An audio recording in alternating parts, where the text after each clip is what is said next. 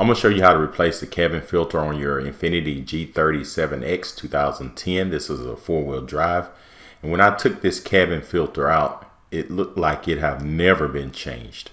We've had this car for about 4 years. I never changed it, so I don't think they changed it before they sold this to us. But anyway, first what you want to do is open the door, and you want to take this little side cover off right here. It's going to have to come off anyway.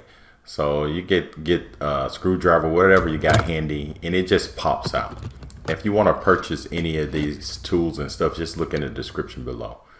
But once you take this little side cover off, you want to open your glove compartment. And this is something people don't tell you. I'm going to show you a little trick. Reach your hand under there and you close it a little bit and then lift up, and it'll pop out of those little grooves. And once you do that, you can slide it either to the right or left and take it out of that little slot. And you see me sliding, it comes out of that little slot, and this little connector right there, it probably popped off right there. That's nothing. You can reach your hand and pull that off. But now your glove compartment is completely detached. So this is the little piece right there. It's a spring loaded, just keeps it from falling real hard and everything whenever you open your glove compartment. But what you got to take off is 7 screws. I watched videos, they said 6, so that was 1 down there into the bottom left, 2, 3, 4 right there, 5, and then you're gonna have 1 to the bottom right, 6. And you're gonna also have 1 right in the middle, right under there, and you're gonna have to take that one off too. So it is right there. I'm gonna point at it.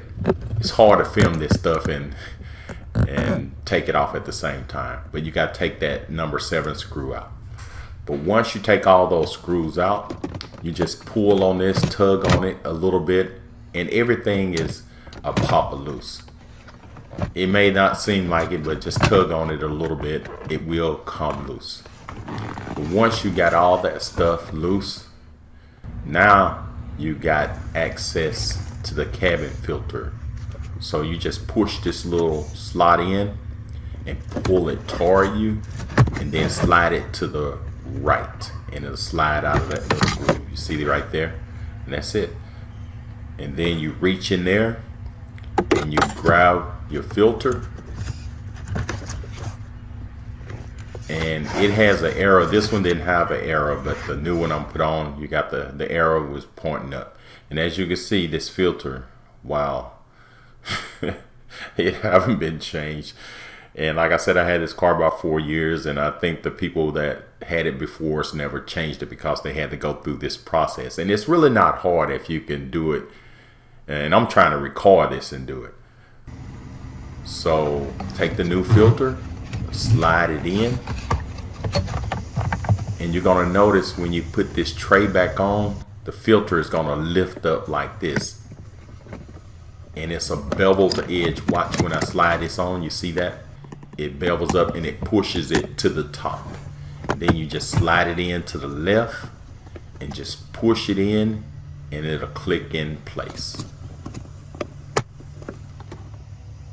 Now you put everything back together the way you took it off, and it's that simple. So make sure you put the 7 screws on, that middle screw right there first, and then you put the ones on the edge of the glove compartment. So you got a total of 6 there on the edge, and that one we just put on. And once you do that and put those screws back in, you want to get your glove compartment, and make sure you put this little spring loaded cable back on. And that's for, you know, whenever you open your glove compartment, it keeps it from opening hard.